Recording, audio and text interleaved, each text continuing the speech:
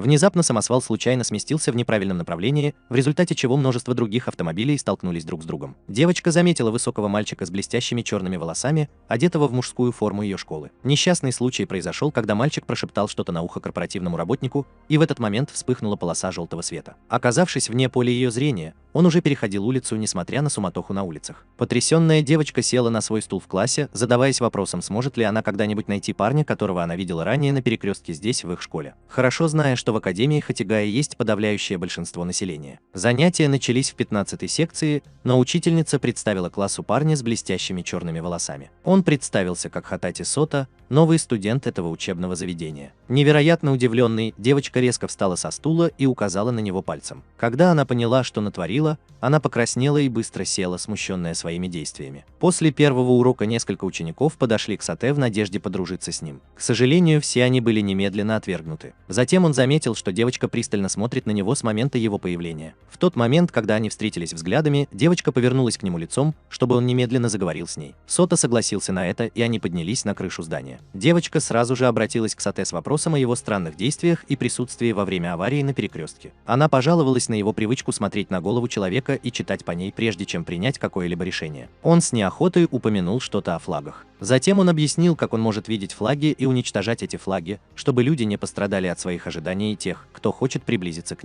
нему. Он верит, что несчастье приходит к людям, которые приближаются к нему. Поэтому ему нужно побыть одному. Она столкнулась с ним лицом к лицу и отругала его за то, что он не должен чувствовать себя одиноким и винить себя в несчастьях других. Она сказала ему, чтобы он был самим собой рядом с ней, и официально представилась Анами Найт Блютфилд. Затем она вернулась в дом, и они решили вместе пообедать. Они сели в тенистом саду школы и поняли, что Шота не принесла с собой никакого обеда. Внезапно какая-то стильная, необычная и суперэнергичная брюнетка вышла из кустов и застенчиво представилась Махагавашава Акане, которая также является одной из их одноклассниц в одном классе. Она спросила Шоту, может ли она пообедать с ним, но он не знал, кто она такая. Нанами рассказала ему о прошлом Акане как дочери богатой группы компании Махагашава. Покраснев, Акане также рассказала ему о прошлом Нанами. Она принцесса в маленькой захолустной стране в Европе, княжестве Блютфилд. Он сразу же отклонил предложение Акане, но Нанами попыталась убедить его завести друзей и избавиться от чувства вины. Он увидел, как желтый флаг, символизирующий дружбу, появился на голове Акане после того, как он сломал его ранее, отказавшись. Он позволил ей делать все, что она хотела, и она была в восторге. После всех занятий Нанами и Шота вместе выходили из кампуса, когда Акане быстро побежала, чтобы догнать их. Шота спросила ее, почему она хочет сблизиться с ним. Акане ответила, что ей показалось, будто он кричит как кошка, и она хотела ему помочь. Это заставило его почувствовать себя таким подавленным, но Акане захотела навестить его дом в знак их дружбы. Они втроем отправились в очень далекое место. По прибытии Чхота представил заброшенный дом как свой дом. Он был достаточно благодарен за то, что у него есть такой приют, и обе девочки до сих пор были шокированы этим зрелищем. Они вошли внутрь, несмотря на сопротивление, и пробираясь на цыпочках по разбитым полам. Они добрались до его комнаты, и Акане рассказала, что это был ее первый раз, когда она была в комнате подруги. Позже, когда Шота вошла в ванную, Нанами рассказала Акане о своих намерениях. Акане рассказала о своем детском опыте общения с подругой, которую она не смогла спасти. Поэтому вместо этого она захотела спасти Шоту. Когда они собирались уходить из дома, Акане что-то забыла в комнате. Когда Шота и Нанами уже вышли на улицу, Шота заметила, что на голове Акане появился флаг смерти. Он вбежал в дом, увидел, как Акане падает со второго этажа, и не смог спасти ее от падения. Он подошел к ней и попытался сломать флаг смерти, иначе она умрет. Затем он вспомнил, что один из способов сломать флаг – это создать другой. Поэтому он поцеловал Акане в губы, чтобы создать романтический флаг, и это спасло ее. Она громко закричала и сильно покраснела. Шота открыл глаза и увидел океан, находясь на корабле. Он увидел силуэт девушки, которую назвал Юнисан. Когда он моргнул, шляпа упала ему на лицо, а когда он снял ее, то увидел девочку с розовыми волосами. Они вошли внутрь, и она представилась как Сакура и предложила поиграть в одну игру. Флэшбэк заканчивается. Вернувшись в их класс, показывает, чтобы поприветствовать Цунами, но она отказывается официально признать его и обращается к нему как к извращенцу, который поцеловал Акане без разрешения. Позже тем же утром сладострастная девушка с зелеными волосами, которая всегда носит с собой лопаточку, кричит об этом. Это в качестве приветствия для ее подруги детства Соты. Она обняла его и баловала так же, как делала это, когда они были младше, перед своими одноклассниками. Ее зовут Кикуно. Она объяснила, почему он не знал, что она была одной из его одноклассниц, и что она заболела в тот день, когда он перевелся. Она была старше их группы, но так как в прошлом году она училась за границей, ей пришлось вернуться на один класс назад. В конце концов, они вчетвером отправились в дом Соты, так как Кикуно хотела проверить приют своей лучшей подруги детства. Она разрыдалась, когда увидела, в каком ужасном состоянии находится дом. Она даже подумала, что Нанами и Акане были подружками Соты, и сразу же согласилась на такое мероприятие, если это действительно так. Когда мы ехали в поезде, возвращаясь из скромного жилища Соты, Нанами спросила Соту, какой флаг был на голове Кикуно, и это был флаг сестринской любви. Когда Сота попыталась отвергнуть намерение Кикуно, флаг увернулся и не сломался. Вернувшись в школу, они отправились в чайный клуб, внеклассную программу в школе, к которой присоединились все четверо. Здесь они познакомились с Рюкишибарой Цумуги, старостой школы, который, как считалось, существовал еще до основания школы. Они пришли сюда с целью попросить помощи в выделении Сате комнаты в школьном общежитии, чтобы обеспечить ему приятное пребывание и хорошее укрытие во время учебы. Год. Старейшина отказался обратиться за помощью в подобном случае, потому что это было так просто сделать. Поэтому они назвали юную Мемори, юную девушку с фиолетовыми волосами и зелеными глазами, которая носит защитное снаряжение вокруг своих конечностей, как Дева-воин. Это Сайтайдзю Мемори, президент студенческого совета, которая ворвалась сюда, чтобы представить себя героем этого дня. В конце концов, вся эта помощь и появление новых персонажей привели к тому, что в доме Фрасоты был сделан ремонт. Как только они прибыли в его дом вместе со старшей по памяти, она оценила продолжительность ремонта дома, который будет выполнен инженерным отрядом Академии Хатагая. Вместе с другими сотрудниками к этому процессу присоединились и несколько их одноклассников из первой секции F. Когда дом был полностью отремонтирован, Сота подумала, что это мужское общежитие. Однако президент студенческого совета не сообщил ему, что он должен жить там еще с 4 людьми, иначе общежитие будет снесено. Перед этим старейшины поговорили с Сота, в то время как другой из них вносил последние штрихи в обустройство общежития. Старейшины сказали, что то, что делают остальные, является проявлением доброй воли, а не ответной любезностью. Цумуги хотел, чтобы он почувствовал их доброту в глубине души и не воспринимал это как долг, который нужно вернуть. В следующий раз, когда он узнал об этом, Акане уже вызвалась остаться вместе с Кикуно Амагумой, одноклассником мужского пола, которого всегда ошибочно принимают за девочку из-за его симпатичных черт лица. Он решил жить с ними в одном общежитии, потому что считает, что Сота был первым человеком, который правильно определил его как мужчину. Конечно, Нанами была там, но в состоянии остановиться в комнате, которую она предпочитает, решила, что все они останутся на ночь в комнате Соты, потому что его комната была единственной, в которой была мебель. Девочки решили принять ванну после рабочего дня, оставив Магуму с Сотой. Между ними возникло неловкое чувство, потому что они были новичками в обществе друг друга. Пока Сота молча сидел в комнате и ждал, пока девочки закончат принимать ванну, Сота увидел на голове Магумы флаг мужественности. Магуму неправильно истолковали, и он захотел подглядеть за девочками, чтобы удовлетворить свое самовосприятие того, что он мужчина. Однако, когда они добрались туда, Сота сказала ему, что настоящий мужчина даже не подумает подглядывать за кем-либо. Когда Сота вышел из ванны и был избит девочками, когда Мегума втолкнул его внутрь, он обнаружил, что тот уходит с черным флагом в руках. Он быстро последовал за Мегумой в комнату и понял, что его там нет. Вместо этого на шкатулке с сокровищами был нарисован флаг смерти. Когда он открыл письмо, лежавшее внутри шкатулки, он вспомнил свое прошлое, о девочке по имени Сакура и об их обещании следовать указаниям победителя. Сота проснулся от того, что Акане навалилась на него сверху. Это ошеломило его, когда он встряхнулся, чтобы прояснить возникшее недоразумение, когда Нанами снова ворвалась в комнату, чтобы засвидетельствовать положение Акане. Они поссорились из-за того, как Акане получила доступ в его комнату, а позже выяснилось, что запасной ключ был дан Кикуно через ее старшую сестру. Во время спора они втроем заметили какое-то движение под одеялом Соты. Это был Магума, которого Кикуно привел в комнату Соты посреди ночи после того, как он пошел в ванную. Кикуно увидел их вчетвером в комнате Соты и был приятно удивлен тем, что ее планы сработали ранним утром. Она пригласила их всех позавтракать, в то время как Акане верила, что все, что делает Кикуно, делается для счастья Соты. Прошло несколько минут, и они услышали громкий звук движущегося двигателя за окном. Они сразу же проверили, что происходит за окном, когда вертолет приблизился к окну. Вертолет оставил большой сверток, похожий на холодильник. Они сразу же отправились во двор, чтобы посмотреть, как открывается коробка. Как только она автоматически открылась, из коробки вышла женщина-робот с длинными белыми волосами и топазовыми глазами, одетая как горничная, чтобы поприветствовать их. Она официально представилась как ниндзя Баяси Рури, которая будет роботом, подключенным к квестовому общежитию. Как только робот поклонился им, у него отвалилась голова,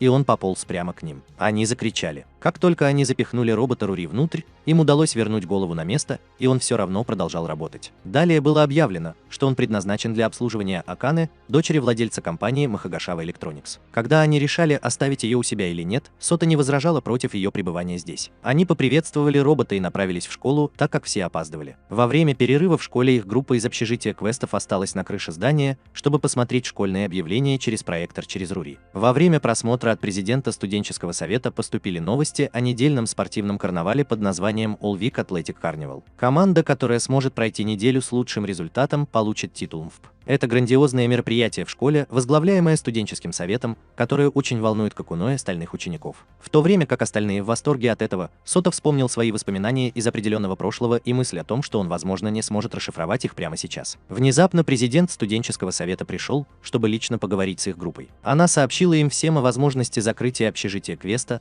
потому что многие администраторы объединили общежитие вместе. Их зависть к мужчинам, которые могут общаться с девушками в общежитии, заставила их быть такими уступчивыми в отношении общежития. Поэтому президент студенческого совета заключил с ними сделку, что если группа студентов квестового общежития станет в спортивного карнавала этого года, то квестовый зал не будет закрыт. Закрыто. В противном случае Сота будет исключен, а общежитие разрушено. Чтобы помочь команде победить, она протянула руку помощи второкласснику Язаки Рину. У нее на голове был типичный флаг неблагонадежности, так что спасибо Солу. У нее такая феминистская аура и индивидуальность, что она терпеть не может, когда мужчины зависят от женщин. Вернувшись в общежитие Квест, Рин стала одной из обитательниц общежития и начала тренировать их всех. Начиная с того, что просыпалась раньше 6 утра, чтобы побегать и сделать несколько физических упражнений для наращивания мышечной массы. В то время как другие девочки отдыхали от тренировок, Рин заставила Сота работать в 2 раза усерднее и заставила его больше бегать вместе с ней, чтобы тренировать его. У Сота перехватило дыхание, когда он спросил, может ли он сделать перерыв на второй день, когда Рин пожаловалась на то, насколько он слаб для тренировок. Команда. Он сел перед озером и сказал, насколько это ново для него, учитывая, что он так долго был один. Вплоть до недавнего времени. Рин поделилась, как он похож на ее друга детства Соту, которого она хвалила больше всего, потому что он мог сражаться с ней без страха. Затем она написала своему другу детства сообщение, чтобы поделиться своей историей о нем, когда Сота получила электронное письмо. Оно было от Рин, и они подтвердили друг другу это. Рин сообщила девочкам об их воссоединении. Девочки были счастливы, что они наконец-то хорошо поладили друг с другом и стали ее лучшими друзьями детства. На следующий день они поклялись быть стойкими и стремились стать командой МВ для Сотой общежития квестов. Карнавал, который продлится всю неделю, действительно начался. Какуно, Акане, Нанами, Рин Магума, Рури и Сота уже распределили свои роли и определили, в какие игры они будут играть. Вам нужно будет победить, чтобы получить титул МВП.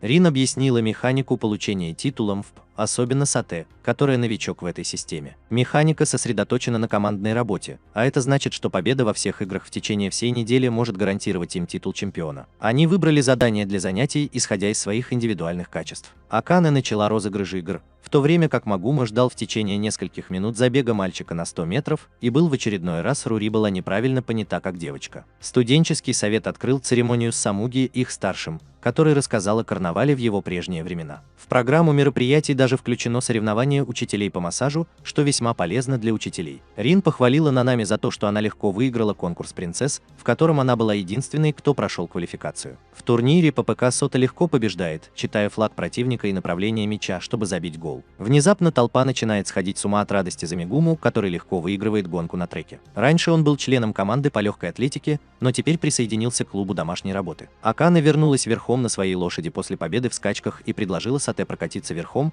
но он отклонил ее предложение. Так что Рин, Магума и Какуно забросили его на спину лошади, и он был перенесен на свою следующую игру. Со 2 по последний день недели они собирались на кухне общежития Квеста и обсуждали планы на ближайшие дни, а также стремились укрепить дружбу, чтобы предотвратить исключение Соты и закрытие общежития. Сота подошел к неосвещенному месту, где находится раковина, и громко закашлялся. Он понял, как быстро привыкает к спокойной жизни и избавляется от своих проблем. Рури нашла его и рассказала о своем анализе потери самоуважения девочкой и о том, как он влияет на их эмоциональное состояние и уверенность в себе. Он хотел прекратить эту игру и вместо этого добиться исключения. Благодаря этому он почувствовал, что Рори может быть спокойнее, зная, что у него меньше чувств, чем у людей, таких как девочки. Они просто будут больше беспокоиться о нем. Они с Рори отправились в Зеленый сад. В конце концов он рассказал Рори о своей близкой смерти и о том, как это страшно для него. По мере того, как его эмоции усиливались, он выразил свой еще больший страх причинить печаль и обиду девочкам, когда он умрет, оставив с ними хорошие воспоминания. И что если его исключат, то это может быть терпимо для них, девочкам, и причиняет им меньше боли. Он вдруг вспомнил о письме,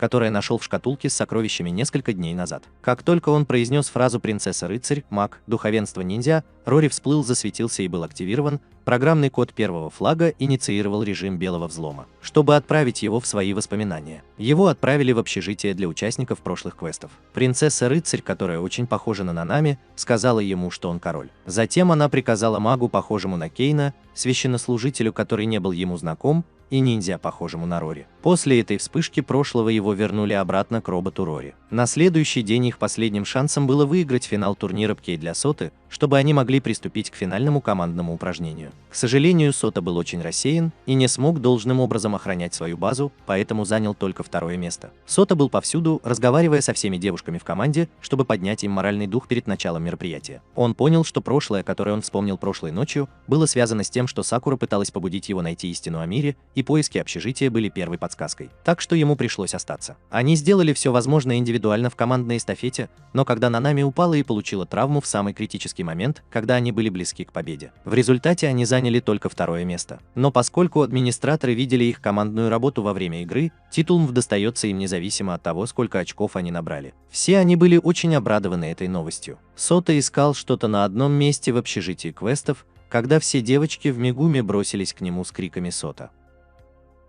Это несправедливо. Сбитый с толку всей этой суматохой, Сота удивился, почему они все так суетятся, и сел вместе со всеми в гостиной общежития. Он узнал, что Акане рассказала другим девочкам об их сделке. Акане может пойти куда-нибудь наедине с Сотой, если они когда-нибудь успешно выиграют титул МФП. Все они, за исключением отрицающей это Нанами, хотели пойти с ним на свидание, поэтому они хаотично обсуждали эти вопросы. Нанами предложила им разделить время дня, чтобы побыть с Сотой наедине. Они все согласились с такой обстановкой. Сота переоделась, чтобы начать запланированное свидание со всеми, кроме Нанами и Рори. Рори должен был заняться чем-то другим, в то время как Нанами сказала, что хочет остаться одна в общежитии. Нанами вошла в комнату Соды и несколько раз сказала ему, что не хочет идти с ним на свидание. Он сказал, что понимает ее точку зрения. Затем Нанами начала выходить из комнаты, когда с ее одежды упал листок бумаги. Она пыталась убедить его не покупать ей особенный торт по пути, и она повторила это дважды, когда на самом деле хотела торт и отказывалась. Сота опаздывала на свое мужественное свидание. Они решили потратить свое время на тренажер для когтей. Попытки Мегаму выцарапать когтями хотя бы одну мягкую игрушку в конечном итоге потерпели неудачу. Он посмотрел на Соту, почти хлопая глазами, чтобы позволить ему попробовать выцарапать одну из них. С первой попытки Сота увидел на одной мягкой игрушке когтистый медвежий флаг,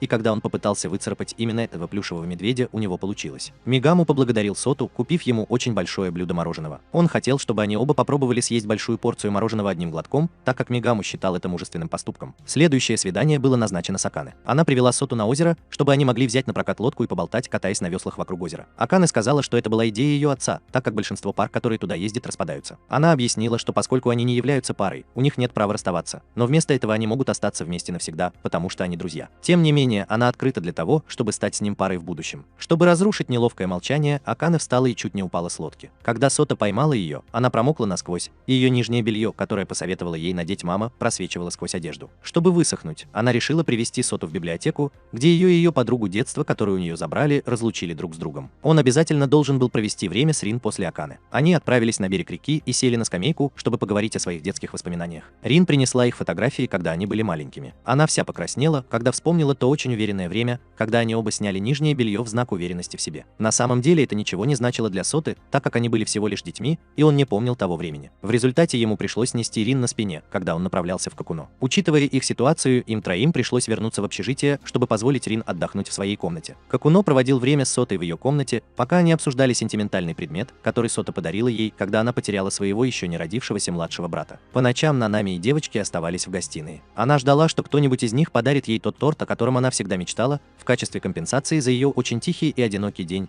но, похоже, никто ничего не принес. Тем временем Сота повесил бумажный пакет на дверь комнаты Нанами. Это был тот самый торт, который она постоянно просила его и остальных не покупать для нее. Рори пришел навестить его по коридору и рассказал о тайном подземелье в общежитии. Они вошли внутрь и увидели надписи на стенах. На рисунках были изображены рыцарь, маг, священнослужитель и ниндзя. Внезапно из отверстия в лесу, ведущего в общежитие квеста, показался очень яркий свет. Прежде чем последовать за светом, он попросил Рори позаботиться о девочках. Как только он добрался до источника источника света, то увидел беловолосую девочку, которая, похоже, знала о флаге смерти на голове Соты. 7 добродетелей, которые, как говорят, были рождены, чтобы лечить болезни людей, собрались в грандиозном зале. В него вошла женщина в маске, ее звали Нулевой номер. Она убеждает совет расследовать действия Хатати Соты, учитывая его способность показывать свой собственный флаг смерти и то, что он бросил вызов своей вере. Поэтому она послала седовласого даймё по имени Замурай Мэй. Теперь у Соты есть доказательства того, что новенькая девочка обладает такой же способностью ломать флаги, как и он. Сегодня состоится мероприятие в кемпинге. 2 девочки сообщили Соте, что он присоединится к пляжному лагерю и лесному лагерю. Президент студенческого совета считал, что у него стало меньше уроков плавания, поэтому ему пришлось отправиться в пляжный лагерь вместе с первоначальным планом пребывания в лесном лагере. Как только они прибыли в пункт назначения, Акане попыталась бежать на пляж, но потерпела неудачу, так как Кикуно и Рин отвезли ее в назначенный ей лесной лагерь. Сота, Мигума, Нанами и Цугуми отправились на пляж, чтобы искупаться. Сота был достаточно неохотен, чтобы даже окунуться в воду, пока Цугуми не столкнул его в воду. Как только он вошел в воду, его вырвало. Чем ближе он подходил к океану, тем больше воспоминаний проносились у него в голове. По словам Рури, его неспособность нормально подойти к пляжу может быть как-то связана с премиальным амбре. Они объяснили Цугуми, насколько разрушительным было прошлое Соты и через что ему пришлось пройти, но она об этом не знала. Затем она позаботилась о том, чтобы Сота постепенно освоился с водой, но после еще нескольких попыток он потерпел неудачу и захотел сделать перерыв. Он сел на скамейку в тени дерева, довольно далеко от пляжа. Во время перерыва, когда он был почти серьезно опечален своей неудачей, рыжеволосая кавайная девочка в шляпе из сена предложила ему выпить. Когда он выпил незнакомый, мягкий на вкус напиток, это был удон со станции, который разбавили до тех пор, пока он не стал похож на спортивный напиток, объяснила эта девушка. Девушку зовут Дайшики Йогова Камика. Когда он услышал ее имя, то сразу же вспомнил эту букву. Он спросил ее, работает ли она неполный рабочий день. Она застеснялась и попрощалась, уходя. На следующий день Сота должна была присоединиться к отдыхающим в лесном лагере, но было сделано объявление. Отдыхающие в лесном лагере поменяются местами с отдыхающими на пляже, чтобы дать им новый взгляд на вещи. В итоге он все равно отправился на пляж вместе с Кикуно, Рин и Анакане. Пока остальные наслаждались пляжем, Сота сидел на песке и наблюдал за ними, когда Курамика снова появилась на пляже, чтобы продать свое мороженое. В конце концов он заговорил с ней, когда Акане попросила его помочь с огурцом, застрявшим у нее в декольте. Акане познакомилась с Курамика, купила все ее мороженое и поделилась им с другими отдыхающими. Когда ее спросили о том, как она тратит свою прибыль, Курамика убежала после того, как продала свое мороженое, потому что почувствовала себя чужой. Это событие заставило Акане вспомнить о своей подруге детства и забеспокоиться о девочке Кумика. В конце концов, Сота сопровождал Кумика в ее пути и беседовал с ней. Как только она почувствовала себя комфортно, она поблагодарила его и пообещала поблагодарить Акане, когда они снова встретятся. Внезапно он увидел, как из головы девушки выскочил еще один флаг. Во второй части истории девочка показала Соте свое любимое укромное местечко. Когда она показала ему пещеру, она честно сказала ему, что уже знала, кто он такой, еще до того, как он представился. Он думал, что она хочет отомстить, потому что она была частью премиального эмбриона, но вместо этого она хотела загладить вину за поступки своих родителей. Когда они уже собирались покинуть пещеру, морская вода поднялась, и они оказались там на мели. Курамика винила себя в случившемся, и у нее на голове были флаги смерти. Она спросила Соту, может ли она стать его почетной сестрой, если они смогут выбраться оттуда, и заплакала. Соте пришлось сломать флаги, и он решил стать настоящими братьями и сестрами и привести ее в Академию Хатигая. Это сломало ее флаг смерти и превратило его в флаг истории. Внезапно к ним бросилась тень какого-то существа с красными глазами. Это был Рури, который пришел, чтобы спасти их. Когда они наконец оказались на берегу, готовые стать полноценными братьями и сестрами и рассказать об этом остальным. Девочка с короткими оранжевыми волосами стояла перед пляжем, на ночь выдалась ветреная. Это была Мигаму, которая была одета в женскую одежду. Он объяснил, что его сестры прокрались в их комнату и переодели его в женскую одежду. Девочки приветствовали Курамика как родную, как только Сота объяснил им свои планы стать старшим братом Камика. Сугами присутствовал в этот момент и разговаривал с президентом студенческого совета Мимори, которая является внучкой председателя школы. Они попросили Мимори попросить председателя об одолжении, чтобы она позволила Курамика войти в Хатигаа, и так как она не хотела этого делать в первом классе. Сугуми попросил Соту сводить ее на свидание, как вернуть память. Они оба согласились на это, и на следующий день Мимори была одета в белое платье, которое подчеркивало ее красивую кожу и декольте. Они провели свое свидание у лесного ручья. Соте было очень приятно находиться рядом с девушкой, чей флаг не виден в одно мгновение. Мимори извинилась, потому что ей казалось, что она ему надоела. Затем он сказал, как здорово, что она живет полной жизнью. В середине его слов Мимори вспомнила своего брата, который тоже сказал то же самое о ней, лежа на смертном одре. Мимори обняла Соту и сказала ему, что готова сделать все, чтобы он был счастлив. А потом он увидел на голове Мимори прямоугольный флаг с надписью «Я люблю тебя». Он мысленно задался вопросом, не является ли это тоже одним из видов флага. Вскоре они поняли, насколько близки друг к другу, и почувствовали себя неловко. Когда они вернулись в школу, Хотя Мемори делала все, что могла, администрация не разрешила им этого. Сота сообщил Камико плохие новости и попрощался с ней. Возвращаясь домой в общежитие Квеста, девочки обсуждали пляж. Когда они приехали, Камико была единственной, кто приветствовал их у себя. Они спросили, как она сюда попала, и указали на Мэй, беловолосую девушку, которая привела ее сюда. Когда они собрались в гостиные, Мэй сообщила им, что она изменила данные в школе и разрешила Карумико войти. Кроме того, здесь присутствует студенческий совет,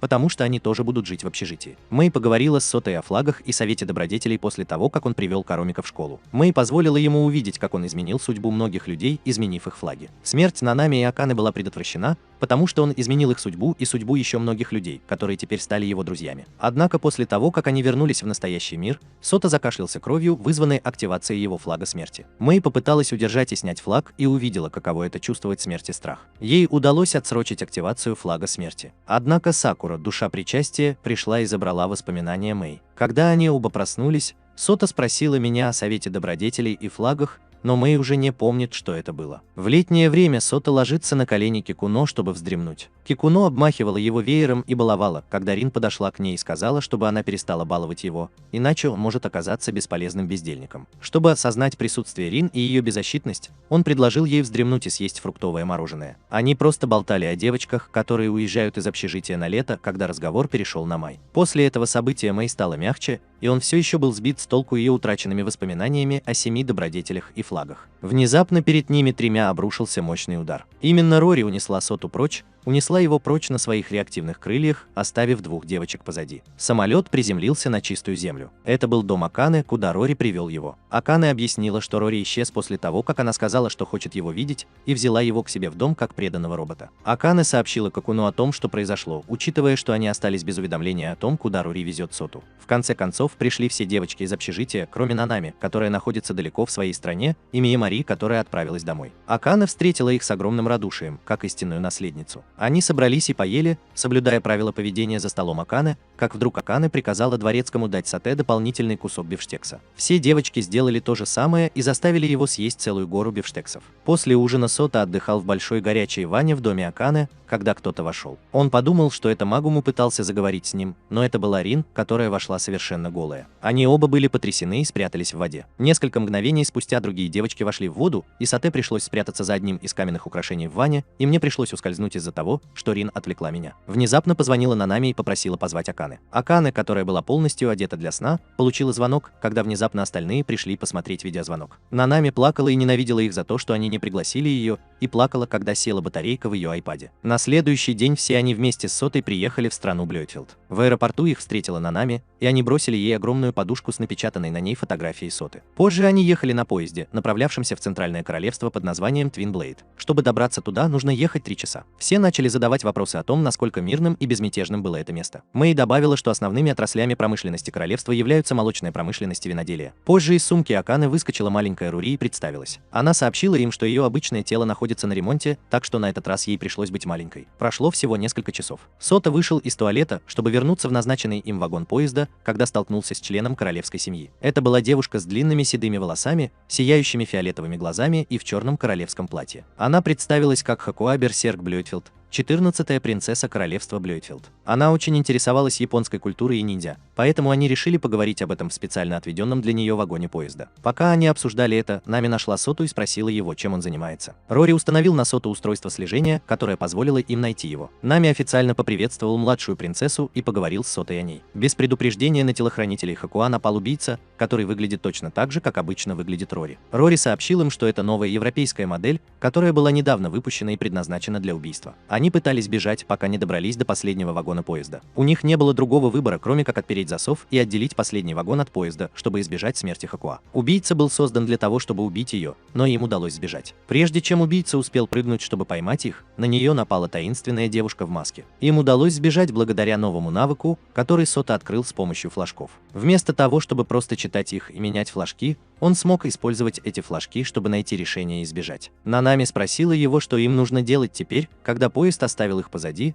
и он ответил, что тогда им лучше просто идти пешком. По сюжету это была история смерти и возрождения, печальная история о странных флагах и героях. Некогда мирная страна погрузилась во тьму. Небесная богиня была запятнана тьмой и доверила свою силу мальчику, которому вскоре предстояло умереть. Она превратила его в флаг. Это был королевский флаг, который мог изменить судьбу королевства. Принцессы и герои сражались за свои жизни, рыцарь, маг, епископ и ниндзя потеряли свои жизни у первых ворот, а самурай был проклят, защищая флаг у вторых ворот. Королева была отделена от героев у третьих врат. Она пыталась сбежать с флагом. Все трое, которым пришлось идти пешком, чтобы добраться до замка, прибыли в общий центр королевства. Хакуа испытывала благоговейный трепет перед всеми самыми обычными вещами, которые были для нее такими новыми. Они присели отдохнуть на площадке у фонтана, пока Сота расспрашивала Нанами о том, что делать дальше. Когда она сказала ему, что Совет Семи Добродетелей скоро найдет их и доставит в безопасное место, несмотря на то, что они находятся в опасности. Это меньше всего беспокоит короля, если не считать Хакуа. Она также поделилась с Шотой одним секретом и рассказала о короле. «Мне сказали, что у короля осталось не так уж много времени, а это значит, что стражникам придется действовать быстро, чтобы доставить всех принцев и принцесс к их отцу, пока не стало слишком поздно». В конце концов к ним подошли мужчины в зеленых одеждах вместе с желтоволосой девушкой, которая была их лидером. Они должны вернуть принцесс обратно в замок. Внезапно все девочки, которые были в поезде, подбежали к Сате и обняли его. Многие из них плакали от волнения, а некоторые были сбиты с толку новенькой девочкой, которая держала Соту за руки с тех пор, как они приехали. Нанами познакомила Хакуа с другими девочками, и все они были доставлены в замок в целости и сохранности. Как только они добрались туда, Элия, коронованный принц, поприветствовал их и поблагодарил Соту за спасение его сестер. Нанами и Хакуа обняли своего брата, и вскоре после этого все девочки собрались в комнате Соты, когда у них были свои собственные отведенные комнаты. Хакуа выразила свое ликование, посмотрев телевизор в первый раз. Канал внезапно переключился с мультфильмов на прямую трансляцию конференции наследного принца. Все они ожидали этого откровения и внимательно слушали его. 14-я и 13-я принцессы были дочерьми Элии, а не покойного короля. Они являются истинными наследниками нового трона, и именно поэтому все остальные старшие принцы и принцессы пытались убить их обоих. Узнав о смерти короля, обе принцессы вышли из дома, и по лицу Хакуа было ясно, насколько растерянными и смешанными были ее чувства. Это новость. Она поприветствовала всех собравшихся в комнате и сказала им, чтобы они постарались насладиться празднованием после церемонии смерти. Во время празднования Хакуа пытался посмеяться и немного повеселиться. Шота и Мегуму даже ошибочно приняли за жениха и невесту на празднике, проходившем в тот же день. Сота в конце концов порвал с Хакуа и сказал ей, что понимает, как она пытается быть счастливой, хотя совершенно очевидно, что это не так. Она чувствует отчаяние и печаль по тому, кто хорошо заботился о ней. Она обратилась к Сате за советом,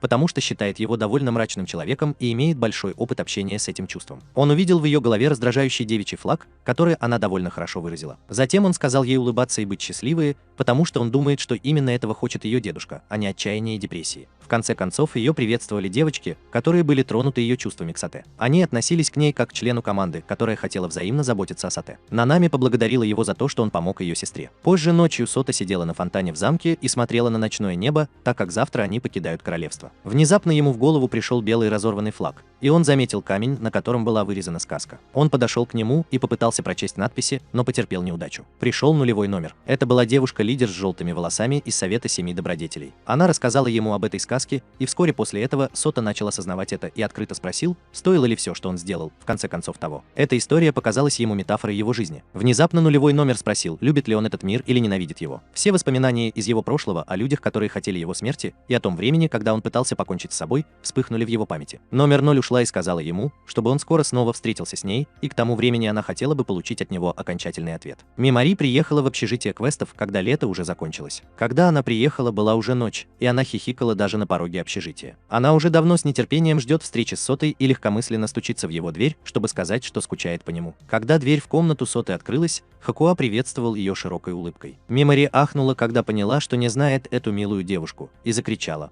«Кто это?». На следующее утро начались занятия, и Хакуа начала учиться в Академии Хтагая вместе со своей сестрой Акане, Магуму и Сотой в одном классе. Все были в восторге от ее привлекательности и красоты. «Я думал, что там уже есть настоящая принцесса». Нами жаловалась и ругала их за то, что она тоже настоящая принцесса, и мило рыдала. Поскольку Хакуа естественным образом смешалась со своими одноклассниками, Мегуму и Сота говорили о ней, когда она подошла к ним. Она попросила Сота подписать несколько бумаг и сказала ему, что это означает одобрение кандидатур на участие в конкурсе Академии Мисс Хтагая, который проводился в самом начале фестиваля. Сота было поручено подписать заявки на участие в конкурсе для всех 9 девочек девочек из общежития Квеста, чтобы они могли принять участие в конкурсе. Девочки сказали им, что присоединятся к ним, если Сота согласится, и даже Мегуму была включена в их число. Курумика, Мэй, Сугуми и Сота собрались за обеденным столом, чтобы обсудить поддержку проекта и то, что Сота должна помогать каждому из них в равной степени. Курумику даже дразнила Мэй за то, что она была счастлива получить поддержку Соты. Все в их классе готовятся к открытию своего стенда под названием «Кафе с жареной лапшой, приготовленной призраками», в то время как девочки серьезно готовятся к конкурсу красоты. На следующий день Хакуа и Мегаму тестировали костюмы горничной, и Сота похвалила их. После этого он подошел к Нанами по поводу ее участия, и она ответила, что просто присоединяется к ним, потому что не хочет снова оставаться позади среди их группы. И продолжила забивать гвозди на необходимый реквизит. В кафе. В конце концов, Сота целый день ходила по городу, чтобы помочь всем девочкам на их конкурсе красоты и всему классу, чтобы кафе добилось успеха во время фестиваля. А потом наступила ночь. Сота, похоже, никак не могла уснуть. Он вроде бы понимал, как все устали из-за предстоящего фестиваля. Он думал о письме и о миссии, которую он должен выполнить, чтобы узнать правду о мире. Он посмотрел на свое отражение в окне и все еще видел флаг смерти на своей голове. Он беспокоился о его активации и возможности потратить впустую все, во что он сейчас вложил деньги. Нанами заглянула в его открытую дверь. Она сообщила ему, что он оставил свою дверь открытой, и спросила, не пытался ли он снова решить какую-то проблему самостоятельно. Она хотела дать ему понять, что он может обратиться за помощью, но не давила на него. Поэтому она ушла и пожелала ему спокойной ночи. На следующий день подготовка продолжилась, все работы паковки и проектированию были почти завершены. Сота хотела сделать перерыв и создать комитет по закупке закусок. Акане, Мегаму и Нанами вместе с Сотой присоединились к группе и купили закуски. Во время прогулки девочки почувствовали невероятное счастье, а также все мелочи и прелести того вечера. Возможно, именно это чувство испытывает большинство людей за день или ночь до начала фестиваля, к которому они так долго готовились. Настал день фестиваля, и многие студенты и другие люди отправились посмотреть на первые мероприятия фестиваля. Мимори произнесла свою речь и открыла фестиваль. Театрализованное представление началось с того, что сотни зрителей ждали появления 9 юных леди. Судьями были Сугуми, Каромика и Сота, который был сбит с толку тем, почему он оказался одним из членов жюри. Конкурс начался с представления кандидатов, а затем начался конкурс купальников, в ходе которого Сота должен был обрызгать девочек водой. Затем последовало множество конкурсов, таких как приготовление пищи, караоке и так далее. И когда зрительские симпатии сошлись вместе, все девочки получили точно такие же голоса. Поэтому, чтобы наконец-то почтить память победительницы, я хочу страстно признаться в этом, Сате. Наоми начала игру, и никто не ожидал от нее серьезного и самого страстного послания. Она хотела подарить ему еще одно душевное спокойствие. Она хотела, чтобы он продолжал держаться за нее. И с этого момента Сота почувствовал счастье от осознания того, что кто-то там думает о нем, а потом беззвучно заплакал. Девочки плакали без всякой борьбы, тронутые ее посланием к Сате, которую они любят и о которой заботятся. Наконец-то Нанами победила, несмотря на то, что она даже не планировала ничего выигрывать. Призом был бесплатный пропуск на фестивале в любые киоски без какой-либо оплаты. После того, как мы все поели и побродили по фестивалю, оба решили заглянуть в кафе своего класса и посмотреть, как там дела. Когда они подходили к лестнице, девочка с длинными черными волосами набросилась на Соту и умоляла его спрятать ее от чего-то. Они втроем спрятались за лестницей возле одной из классных комнат и проверили, ушли ли фанаты, которые гнались за ней. Так что я хотел спросить ее, что же она такого сделала, что заставило их погнаться за ней. Как только она сняла очки, Нана Мэй закричала: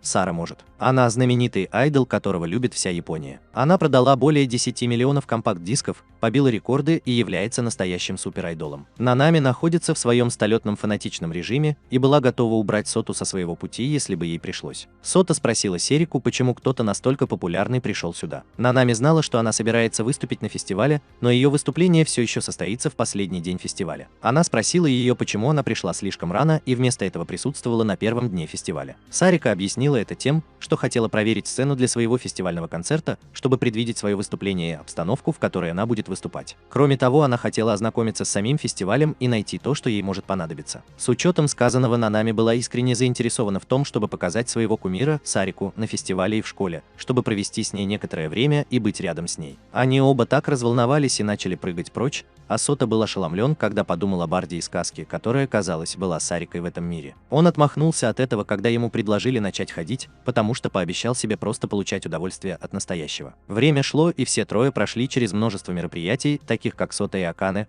которые катались верхом, девочки, которые весело проводили время, кормили Соту сладостями. Посещаю кафе и киоски, занимаюсь боксом. День быстро закончился, когда они втроем наконец отправились посмотреть на место, где располагалась сцена для концерта Серики. Она увидела это, и каким-то образом Наоми извинилась за маленькую площадь. Серика сказала, что это было прекрасно, потому что это напомнило ей о ее дебютном этапе в средней школе, когда ее учители и одноклассники верили в нее. Она раскрыла свое прежнее «я», которое уже тогда почти отказалась от того, чтобы быть кумиром. Если бы не тот особенный парень, которого она встретила на детской площадке, одетый в фиолетовую толстовку с капюшоном и которого она назвала человеком с фиолетовым флагом. Именно этот парень придал ей смелости и поверил в нее, потому что у нее на голове был флаг успеха. Это вызвало у Нами сильное замешательство и разочарование, спрятанные на задворках сознания, потому что она думает, что может знать, кого имеет в виду Серика. Но все же она не нарушила момент, когда Серика была рядом, и в конце концов Серика надеялась, что Нами и Хатати скоро придут на ее концерт и попрощаются с ней. Короткое прощание. Нами набросилась на Соту за ее претензии, но она остановилась на полпути, потому что Сота открылась примерно в тот же день. Это был тот самый день, когда он собирался покончить с собой. Ночью в общежитии девочки громко обсуждали, к чему они на самом деле готовятся на фестивале в этом году. Нанами подумала, что она думает об одном и том же со всеми остальными, когда объявила, что это концерт Сарики. А остальные объявили, что готовится к постфестивалю танцевальная вечеринка. В то время как у остальных уже было что надеть,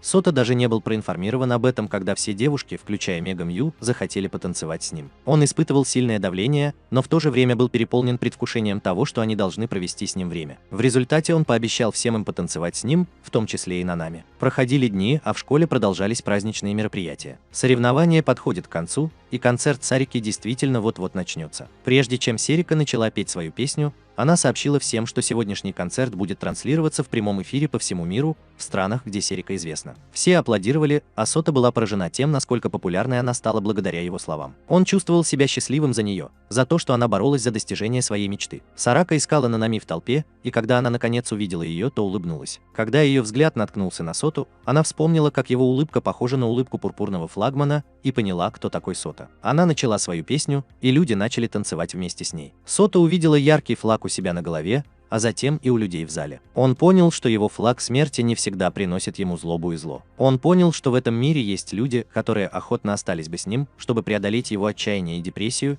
те, у кого доброта сильнее злобы. Как сказала Нанами, вместо этого он может использовать свои силы для спасения жизни, и это самое главное. Именно так он может любить свой мир, а не поворачиваться к нему спиной. Когда он уже был готов принять яркий свет и принять доброту этого мира, внезапно все вокруг замерло. Когда на сцене появился номер 0, все вокруг стало серым, за исключением Соты и номера 0. На людей проецируются цифры, но они все еще застыли в неподвижности. Встревоженные и растерянные, Сота косвенно спросил номер 0, почему у всех остальных повсюду цифры. Теперь он может видеть другие данные или информацию не только с помощью флажков. На этот раз его способность просто видеть флажки полностью раскрыла свой потенциал для познания реальности окружающего мира. Эти цифры уже существовали, но не могут быть видны невооруженным глазом нормальным людям, в отличие от него. И из-за стремительного роста его способностей это привело к напряжению серверов всего мира. Нулевой номер объяснил, что мир, который он проецирует как параллельный мир, в который он путешествовал с Мэй, является всего лишь одним из многих виртуальных миров, созданных Советом Семи Добродетелей для контратаки на ангельская лодка, которая представляет собой систему, существующую в киберпространстве для наблюдения за реальным миром, пришла в неистовство. А если не контролировать ситуацию, то вскоре реальный мир будет контролироваться компьютерными системами, такими как лодка Ангела. Сота наконец-то понял свою цель. Его силы необходимы, чтобы победить лодку Ангела и спасти мир,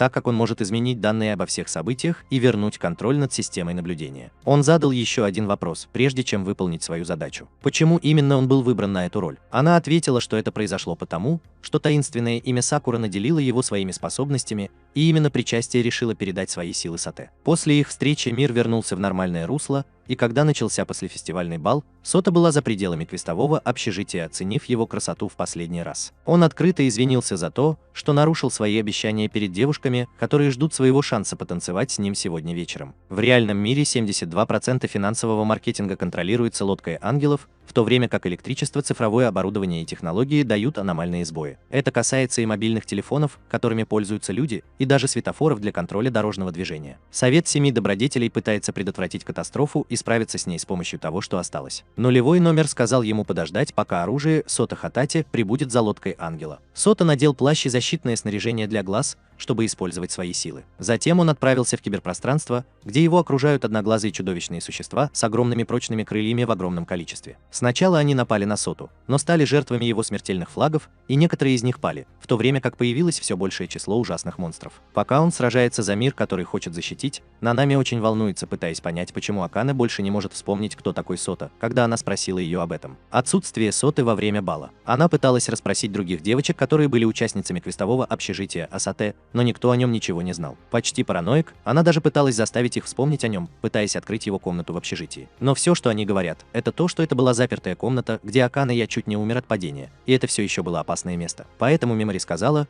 что никому не разрешалось входить внутрь. Вернувшись в киберпространство, Саджа потерял большую часть своей энергии из-за бесконечной борьбы с ангельской лодкой. Он упал на колени, но продолжал пытаться бороться, когда услышал голос Зеро из телекома, приказывающий ему отступить. Она манипулировала им, чтобы он защитил королевство Блёдфилд от ангельской лодки, и поэтому он продолжал бороться за спасение тех, кого любил. Вернувшись в общежитие, время быстро пролетело, и память у всех них закончилась, а это означало, что общежитие квестов должно быть разрушено. Все они, кроме Нанами, не помнили Соту и даже задавались вопросом, почему они остались в общежитии квестов, когда оно было очень далеко от школы. Нанами было грустно из-за их ситуации, что заставило ее любопытство к этой тайне подняться выше того, что она может вынести. Она ворвалась в комнату Соды в общежитии и нашла письмо, которое он нашел в шкатулке с сокровищами под землей. Она была совершенно ошеломлена почерком письма, так как узнала в нем свой собственный почерк. Появилась Рури и поцеловала ее, чтобы сообщить ей правду обо всем. Появилась еще одна Нанами, но с распущенными волосами, как у принцессы, которой она и является. Эта Нанами рассказала ей правду о своем брате Сате,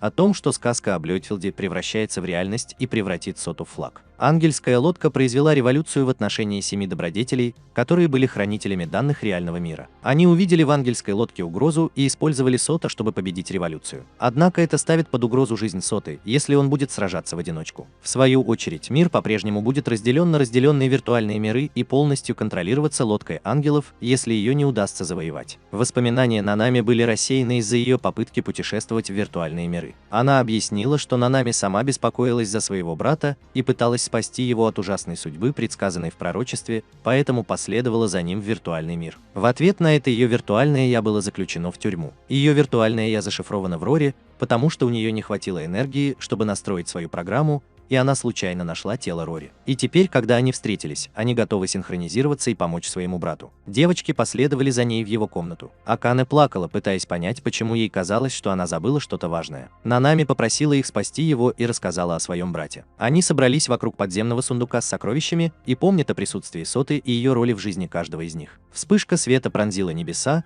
и сцена переместилась в киберпространство, где Сота постоянно сражается, в то время как номер 0 ликует от радости. Начали появляться флаги смерти. Он спросил себя, что происходит. Внезапно огромный корабль взорвался вспышкой света. Все ожидали, что он будет анонимным, а девочки представятся в качестве его флагов подкрепления. Беззащитные и безмолвные от его благословений, его глаза почти наполнились слезами при виде них, его силы и разума. Все они сражались бок о бок с Сотой, храбро сражаясь за свою любовь и прекрасные чувства к нему. Он все время спрашивал их, почему они затеяли эту ссору с ним, когда у него больше не было ничего другого, чем он мог бы отплатить им за помощь. Акане заверила его, что он был чем-то особенным для каждого из них, достаточным и в конечном счете достаточным, чтобы позволить им рискнуть своей жизнью и спасти его. Он наполнил их сердца радостью, как наполнил сердце Акане эмоциями после того, как она почувствовала себя опустошенной, потеряв своего лучшего друга. Кикуно выпустила на волю своего красного дракона и сражалась с монстрами на ангельской лодке вместе с Мегаму, который использует свой нож для борьбы. Они все сражались вместе, даже Рури и Мемори. В какой-то момент из лодки появился огромный круг густого желтого света, похожий на ангельский ореол. Все они встревожились и стали свидетелями его ошеломляющего света и излучаемой силы. На нем был изображен флаг последнего финального босса Соты, который одновременно превратился в ангела с корпусом большой лодки. Существо обрушило свой вредный свет на них всех,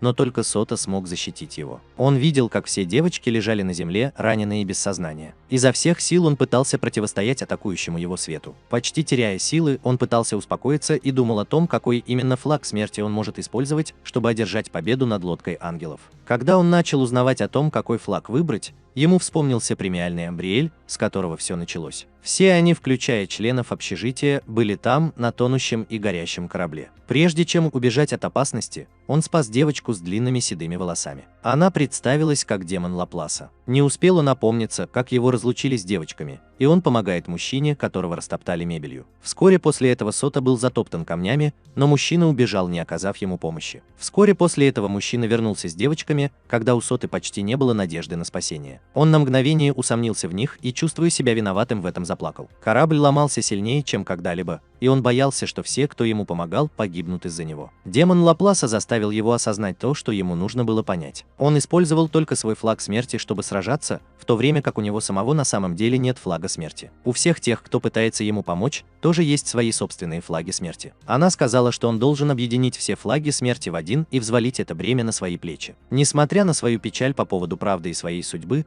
он принял это и попросил демона отдать ему все их флаги смерти. Демон сотрет воспоминания каждого из них, и никто из них никогда не встретится, и он будет продолжать проклинать все до самого конца. Однако это не входило в его планы. Он обещает увидеть мир в прекрасном свете. И вот, благодаря их связи, они смогли победить ангельскую лодку, и все вернулось на круги своя. Однако, как только Сота проснулся, он спросил, где он находится, и появился нулевой номер, который ответил, что теперь они находятся в реальном мире. Его борьба была успешной, несмотря на некоторые неприятности, лодка ангелов оставила этот мир позади. Она объяснила, почему он отказался поступить в Академию Хатагая, и как он встретил демона Лапласа во время причастия. Она продолжила, что эти сущности были добродетелями самопожертвования и связей соответственно, и что каким-то образом человечество подвергалось испытанию на предмет того, будут ли они подчиняться бессердечной системе сетей или смогут ли они принять участие в этом. Держитесь за руки друг друга, чтобы жить вместе. Нулевая цифра сняла свою маску и показала себя Нанами, возможно, Кагурой Блюйтфилд, и выразила свою благодарность Сате. Она сказала свои последние слова перед тем, как покинуть его,